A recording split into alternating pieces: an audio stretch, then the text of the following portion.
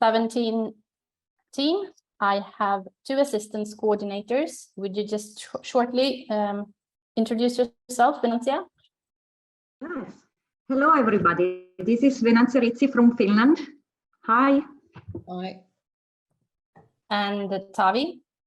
Hi, my name is Tavi Wickman. I'm a Rotary actor from Sweden. We also have an assistant coordinator from Zone 18. We work very closely with Zone 18, where the Rotary coordinator is Björn Oss. And Angelica, would you please introduce yourself? Hello, I'm from Poland, Angelika Przejdzięk, Assistant Rotary Coordinator for Zone 18.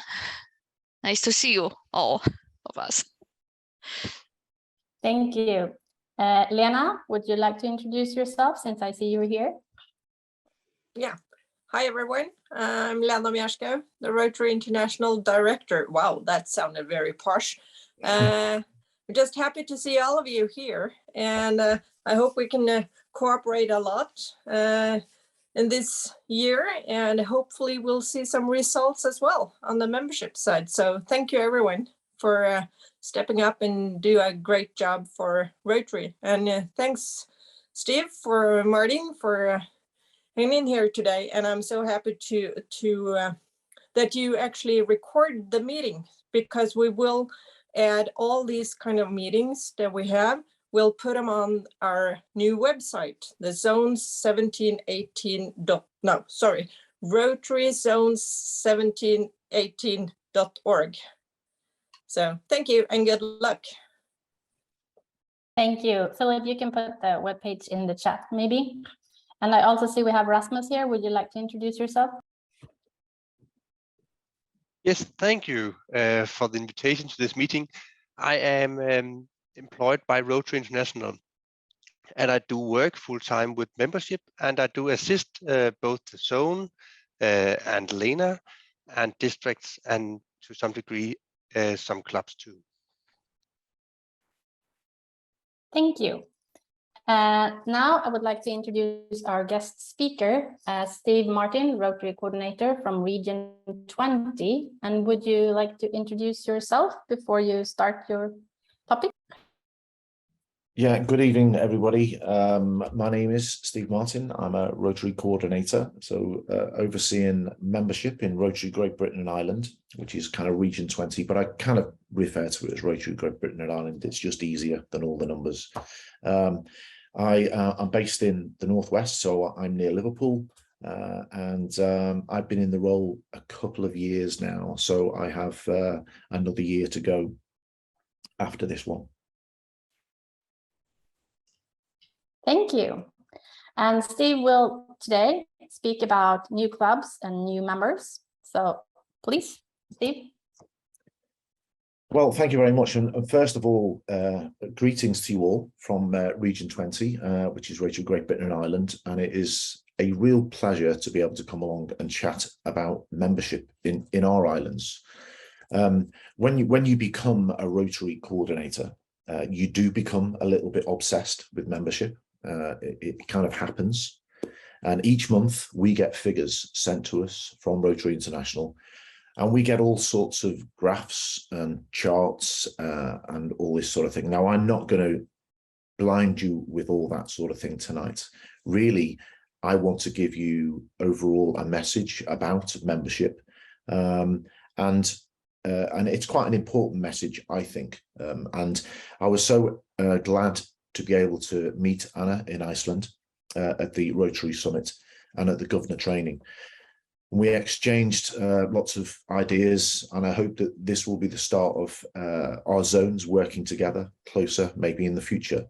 So when Anna and I discussed membership in our zones, it is clear that there were some similarities. Now, the main similarity,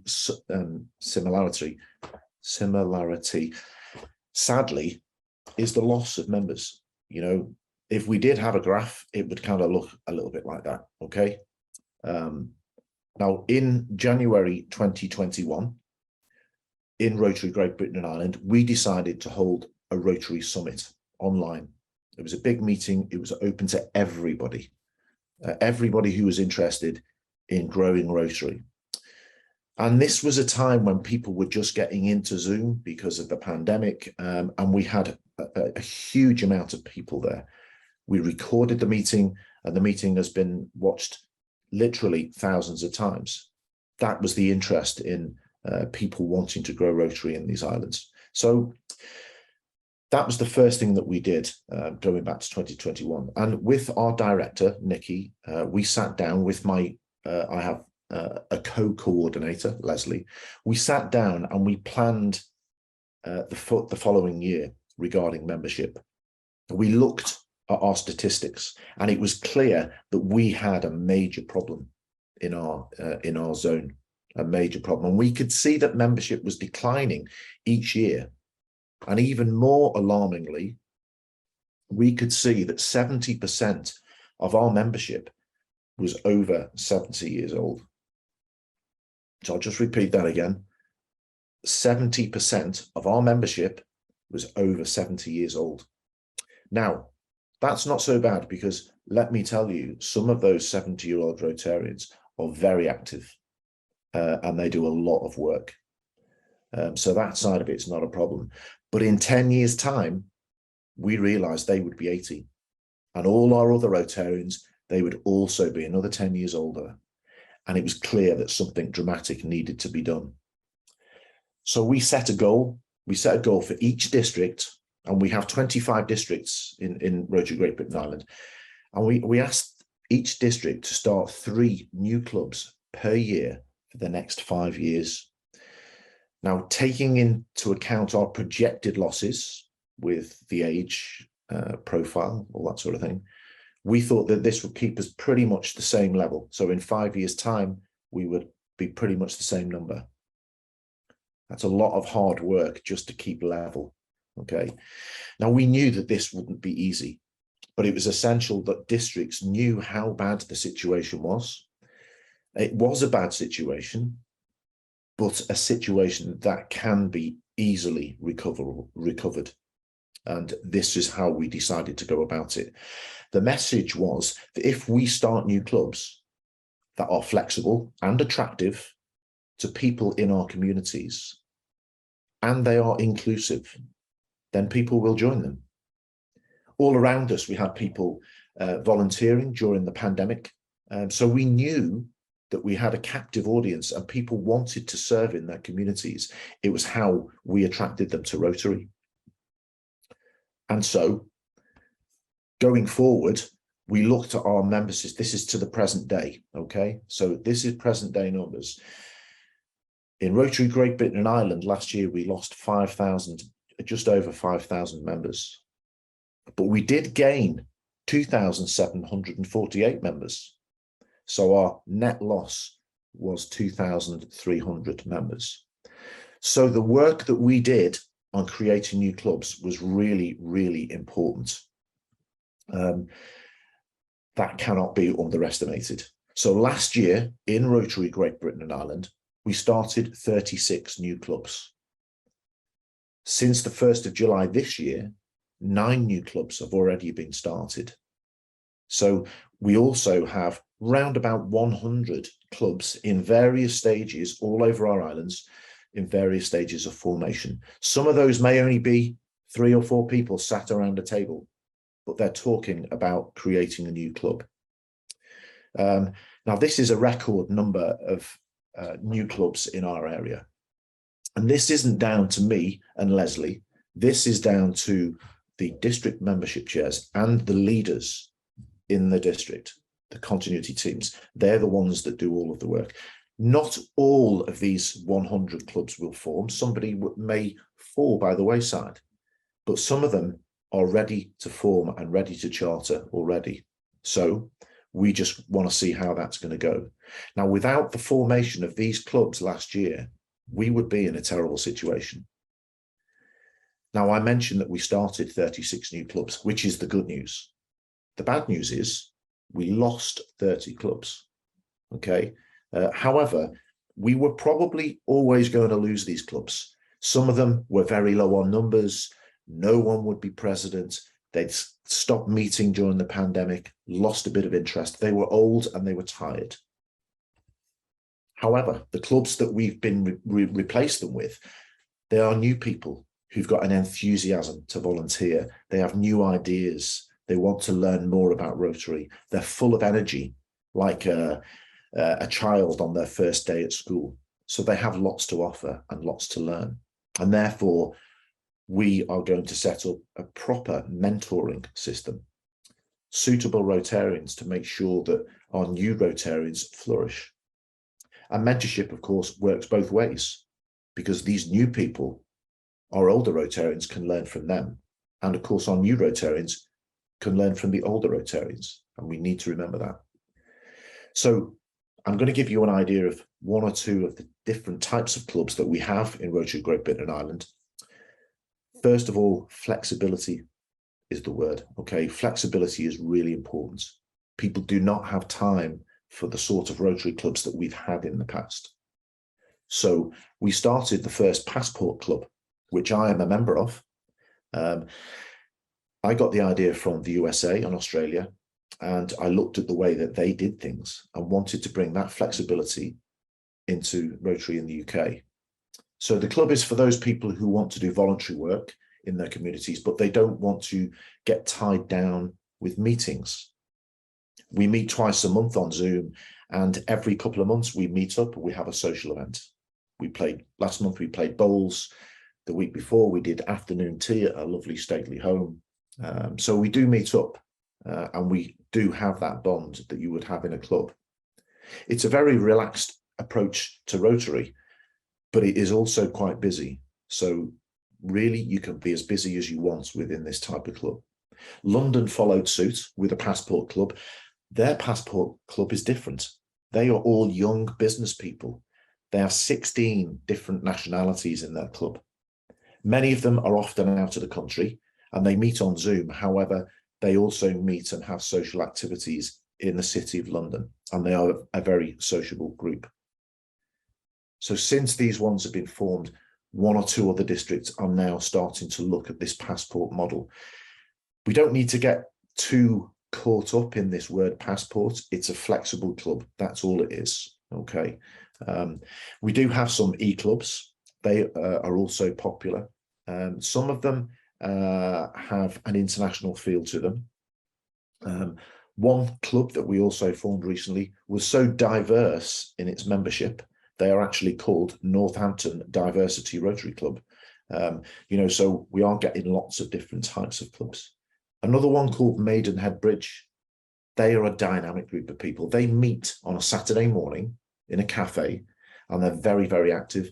They are a young club, and they bring along their children to the meetings, who also get involved in all their activities.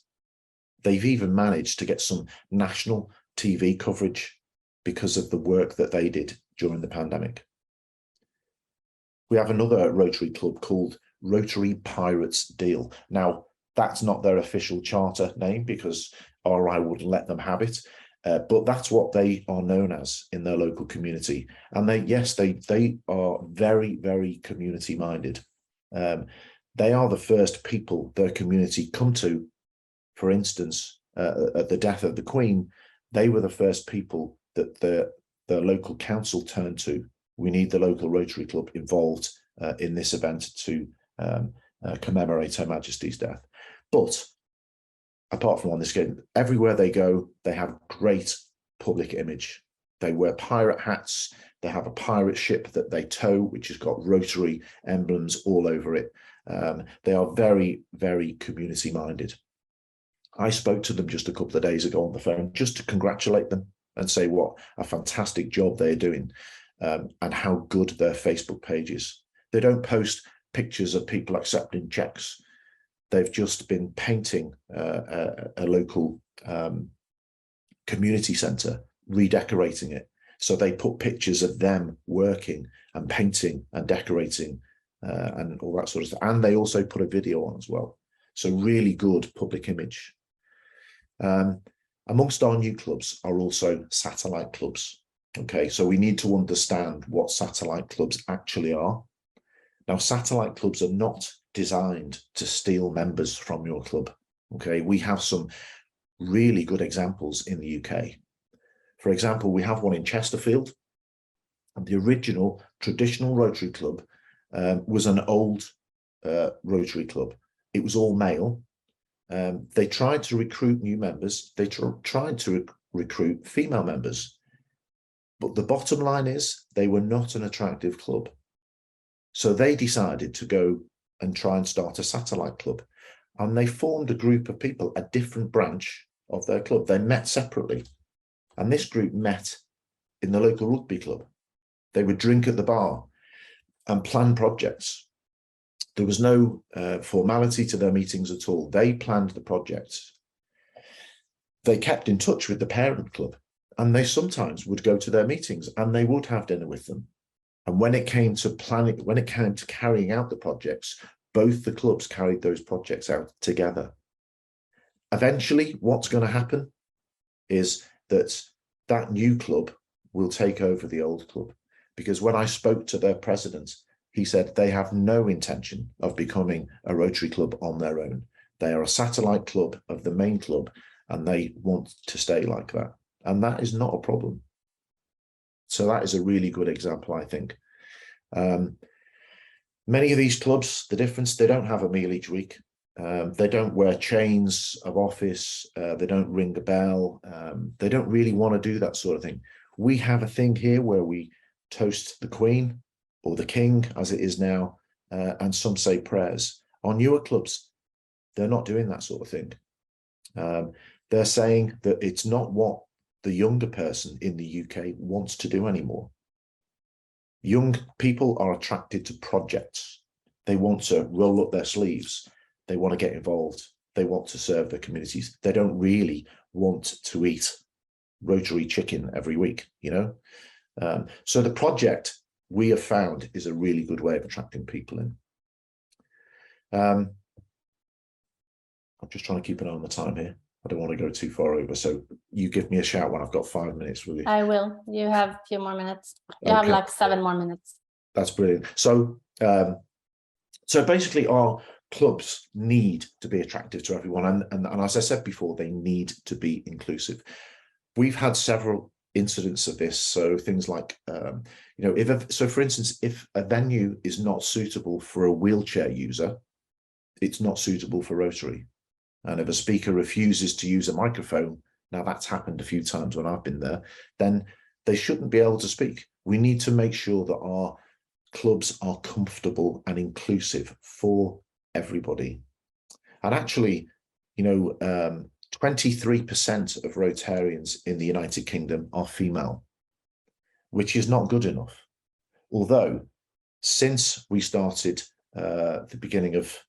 since we started from that summit, we've looked through our figures, and we now have more females joining Rotary than ever before. And actually, there are more females joining Rotary than there are males in Rotary Great Britain and Ireland at the moment. So it's only fair to say, though, that our traditional clubs are the backbone of Rotary. They are the reason that we have got to where we are today. They have carried out some incredible projects over the decades, which they should be so proud of. But what I would say about, and this is what I say to our traditional clubs in this country, what you've achieved is fantastic, but please do not stand in the way of those people who are trying to be flexible and carry Rotary on and are trying to progress.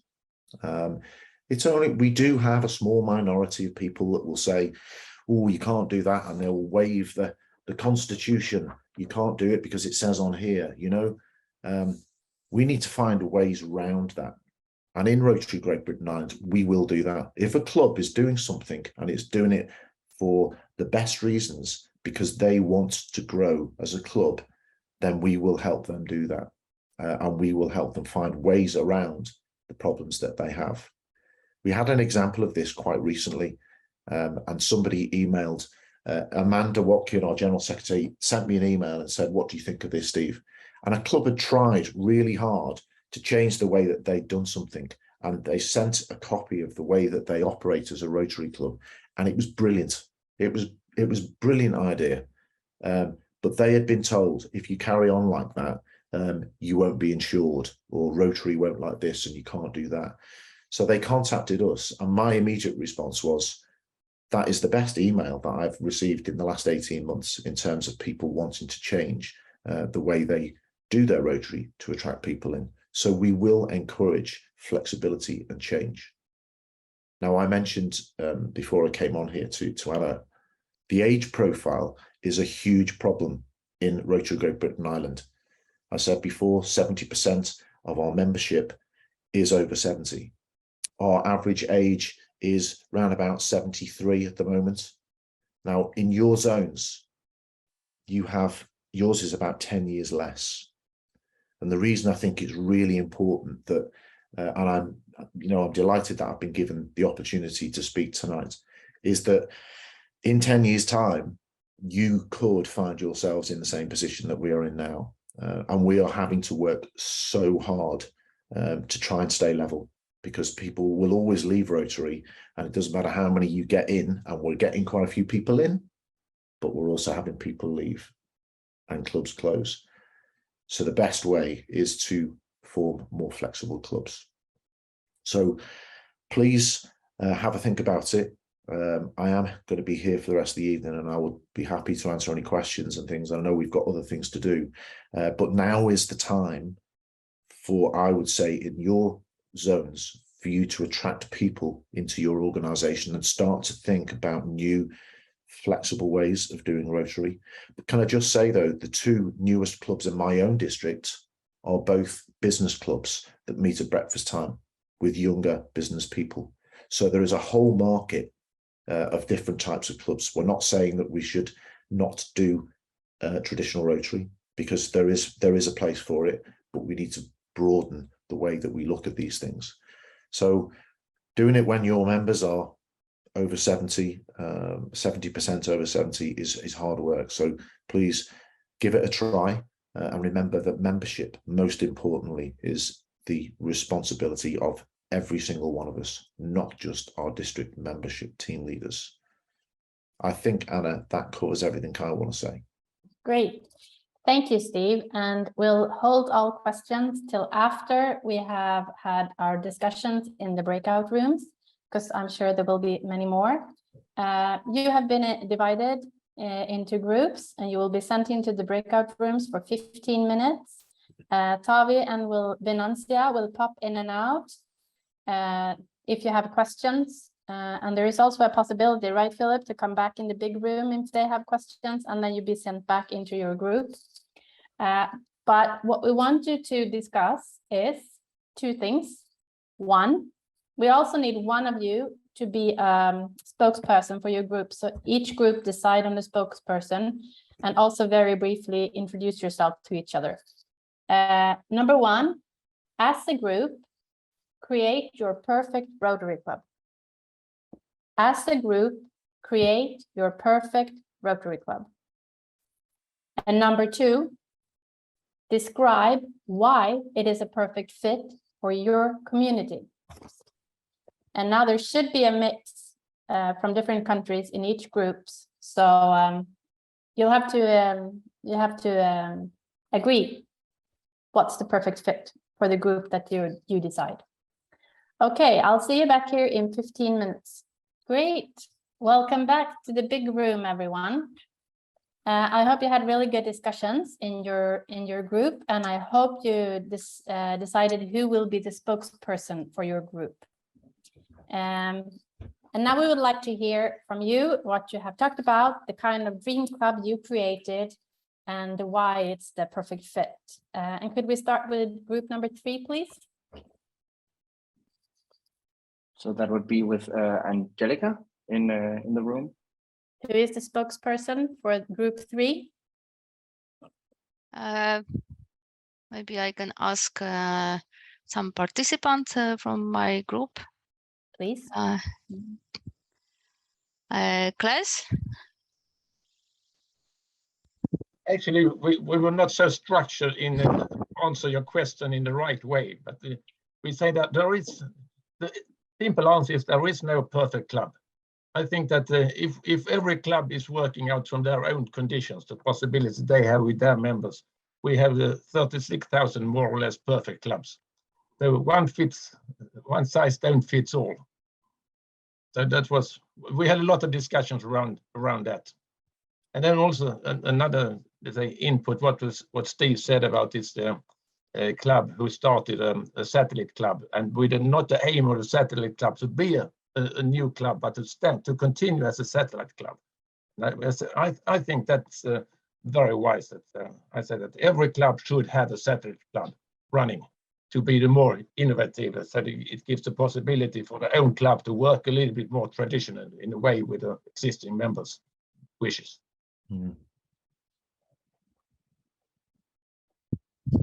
Thank you. Then we'll go to group number 1. Who is the spokesperson in group number 1? That is Venetia's room. So Donald. Okay, then I will have Donald to talk. He decided to be the one. Actually, we forced a bit. I didn't know what number our group had. Okay, Exactly. we spoke about the perfect club to start with, and sort of looked at it from the perspective, if we want to create a satellite club or a new club, what would make it interesting and attractive to new members? And there were two main things we spoke about. One is the DNA of this club. What is the project or the interest which especially is this new club might be concerned about? I mean, existing clubs already have a DNA. Some are very focused on local activities, some are very focused on business, some are focused on charity and so on. We think a new club should have a focus, because in that way we can attract members who have a mutual interest and would like to be enthusiastic and entrepreneurial about this mutual interest, and in that way create dynamics in a new club. So we think the DNA of a club is important, and that can be many things. It can be based on local community service, doing things in the local community. It could be a business objective to try to attract younger business people, of which we have too few members right now. But if they actually feel they get a community where they can also discuss business issues and have good dialogues with similar people, they will like it. Or it could be a club especially interested in international projects. In our club, we do a water project in Zanzibar. That's an international project. We are international members, and that keeps us together because that's one of the main things of our club. And of course, we do all the things that Rotary Club does apart from that. The other point we spoke about to be attractive is how and when do we meet? And this we should really be very open to. The problem, I think, in our district with the present clubs, they are, sorry to say, so conservative about where they meet and when they meet and where they sit when they come to the meeting. No good. We need to get out of that. Basically, a very good success we've seen with a couple of clubs, they've changed the venue. They might even have changed the time of date. Okay, they lost perhaps 10 or 15% of their members, but they created a new DNA, which gave them new members. Another possibility is that we've had clubs who have started a business club as an addition to the Rotary Club, so that members who were interested in business issues would either meet an hour before or stay an hour after, and these people would have, they could speak together and help each other on business issues. We have also in Copenhagen started the first satellite club, which has become a real club, out of a traditional Danish club in a local community. The way this worked out was that the DNA was that the new club was to be an international English-speaking club. In that way, there was no competition. Steve mentioned exactly that we need to tell the existing clubs that satellite clubs is not competition. It is developing Rotary to be more than Rotary is now. So we created and have now 22 members in this new club, which was chartered 2 months ago. So we have now 2 English-speaking clubs in Copenhagen. That's sort of the way you can move forward and make some clubs which are suitable for the community. And when I say the community, I really mean suitable for potential members. I think I covered what we spoke about. Thank you very much. That was very inspirational. We move on to group number 4. Which is Sophia's group. Okay, then it's Jerry, I'm yes. Jerry. I start. It's rather hard to come after Donald. He told us everything, but small things we discussed was mixed groups with both sex and younger and older members. And how do we find them? In our own phone book, maybe, and ask those people to ask others in their phone book, and in those way find people more and more and more to grow in the club. If there are any problem about the satellite club, the name of satellite club between satellite club and the older clubs, you can maybe name it as a project group instead. So there was no problems and no war between older and younger people in that way.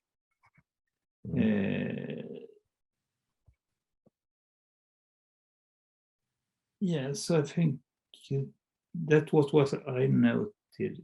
Is there anything you will complain with more? No, I think it's good, really, what you said. We were talking about how can we bring these young and active people together with the old experienced ones, either by these project clubs instead of calling them a satellite club, or by revitalizing, of course, the older clubs. So what do you say, others in the group? Are we okay here? Tina, do you want to add anything? No, I'm okay. Okay, fine. Okay, thank you. So maybe if it's an issue about calling it a satellite club, just call it something else, but it can still be a satellite to the club. That's a very good idea. We have group number 2 left, right? Spokesperson for group number 2. Tari was put into. Who wants to take it? Anyone want to take the? You know who are in your group, so you can just ask someone to do it, Tavi. Philip? Philip, you're muted. Mute, sorry. Okay, I'm right up in the north of Sweden. We've changed the term satellite club because satellite clubs officially have to have a chairman and a secretary and a treasurer. We have one and we call it a committee, which means that the parent club takes on the whole of the administration of the president and the chair and all the administration, so that the club can just do what the club wants to do, to meet, to talk. We're trying to attract. We're in a strange city, about 35,000 people in the town centre, who are about to become 15,000 more because of a very large industrial investment, and most of the people coming from other countries. So we've approached some of the major companies who are coming in with this investment and talked.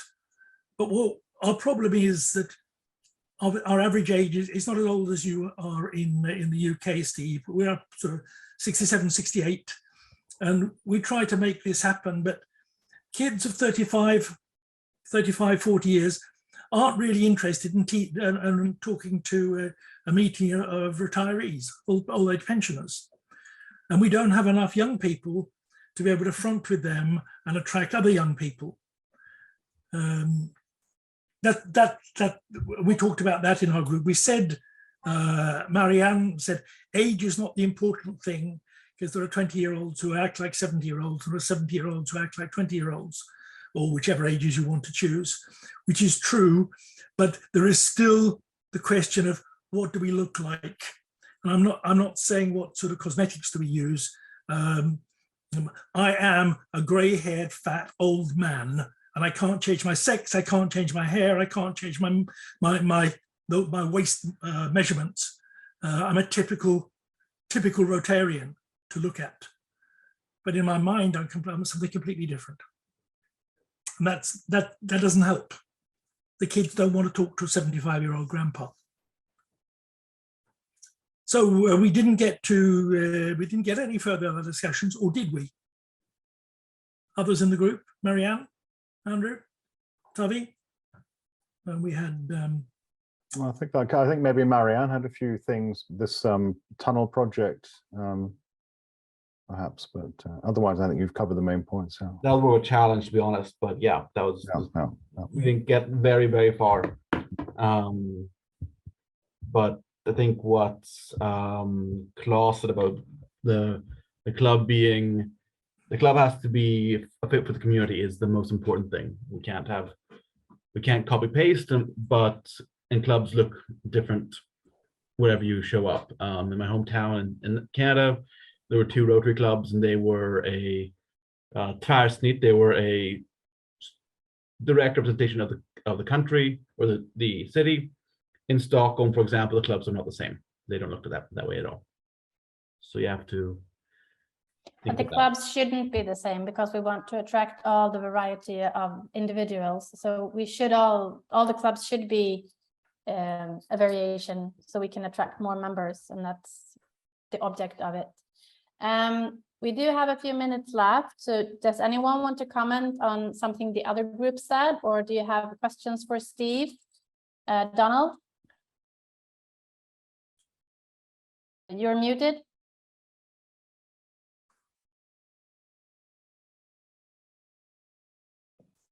You can hear me now? Yes. Okay, good. A comment about the Swedish situation with many foreigners coming in due to new projects.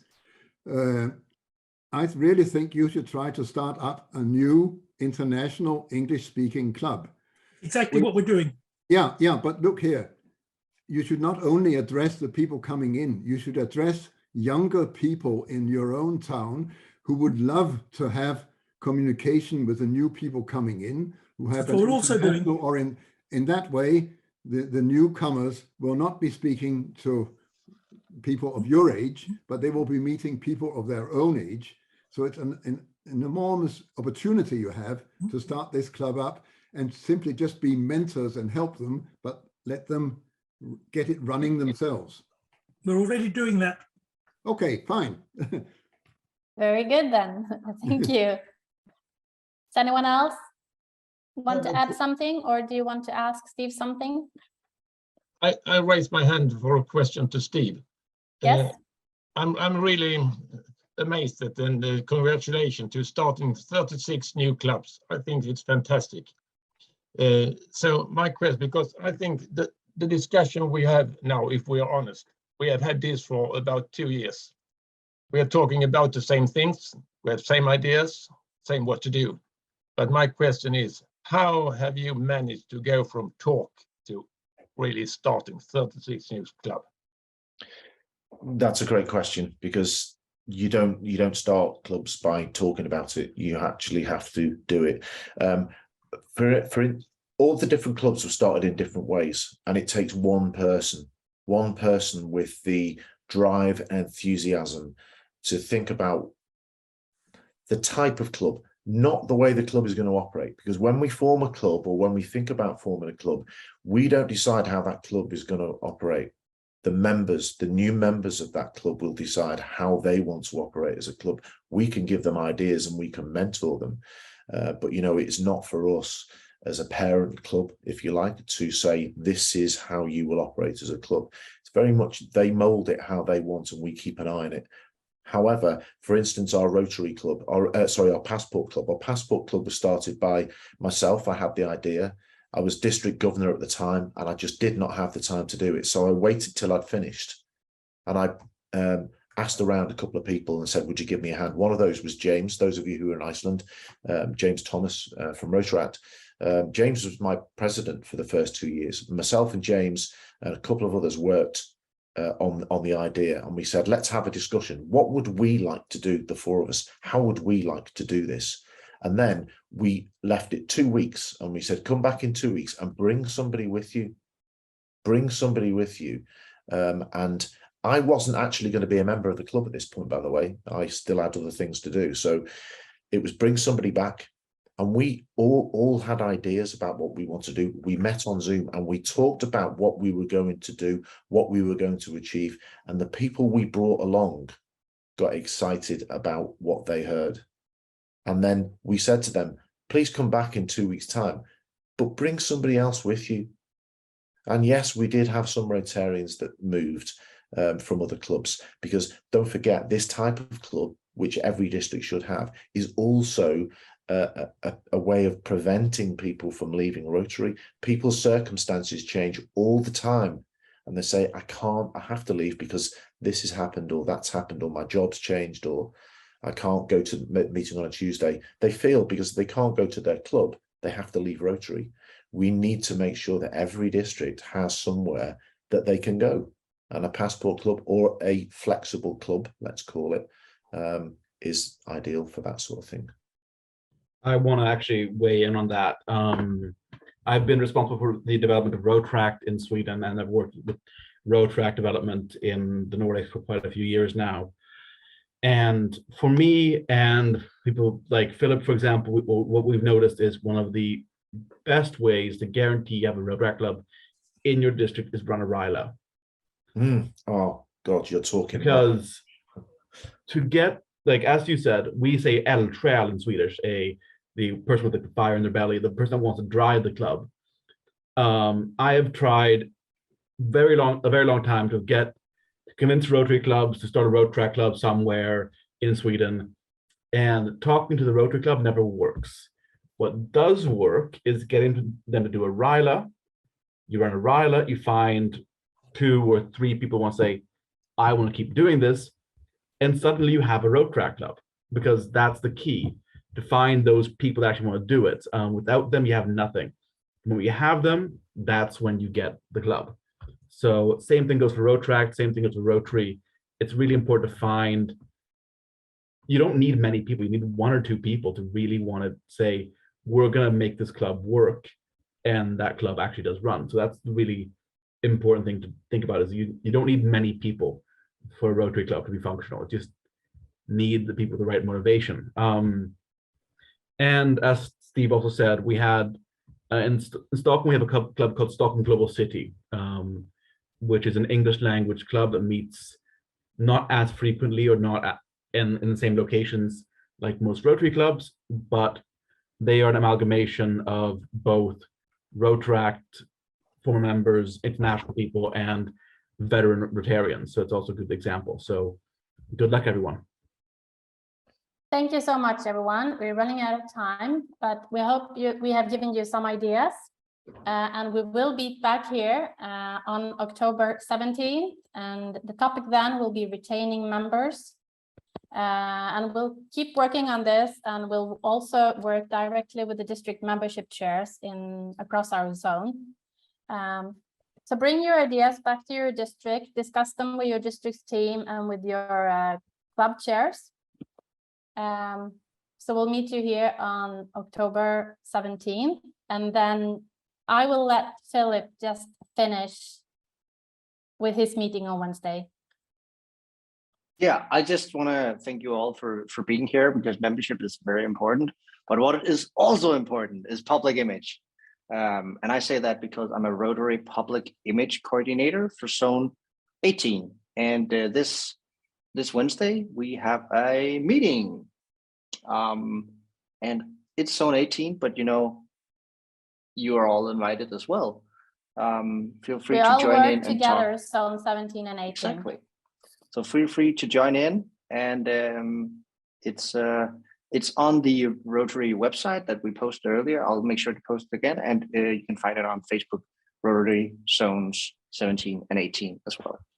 And also, if you want to watch this again, it should also appear on the webpage shortly. Maybe not today, but shortly. So I hope to see you again on October 17th, and maybe some of you already on Wednesday. Thank you so much for all your commitment today. Great discussions, everyone. Thanks. Thanks, Anna. Thank you. Thank you. Thank you. Bye. Thank you. everybody. Very Bye. much. Bye-bye. Bye-bye.